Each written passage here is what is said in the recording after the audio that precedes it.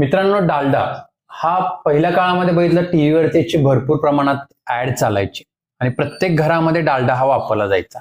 आणि अजून सुद्धा रेस्टॉरंट असेल, हॉटेल्स असेल, मोठ्या प्रमाणात तिथे वापरला जातो. बेकरीमध्ये बटर किंवा क्रीमच्या ऑप्शन्सच्या ऐवजी तुम्ही केकमध्ये, पेस्ट्रीज, बन्स असतील, टोस्ट असतील, पिझ्झा असेल, बर्गर असेल किंवा प्रोसेस्ड फूड असेल, याच्यामध्ये डालडा हा मोठ्या प्रमाणात वापरला जातो.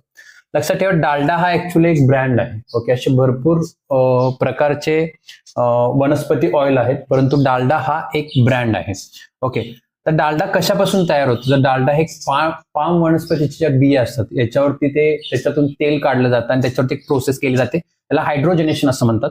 आणि हायड्रोजनेशन म्हणजे काय की त्याला हायड्रोजन अटॅच केले जातात प्रोसेसमध्ये. ते एक प्रोसेस आहे आणि यामुळे काय होतं की त्याची सेल्फ लाईफ आहे ही खूप जास्त असते. त्यामुळे डालडा जर तुम्ही वापरत असाल तर ते खाऊ नका, हे आपल्या शरीरासाठी खूप घातक आहे.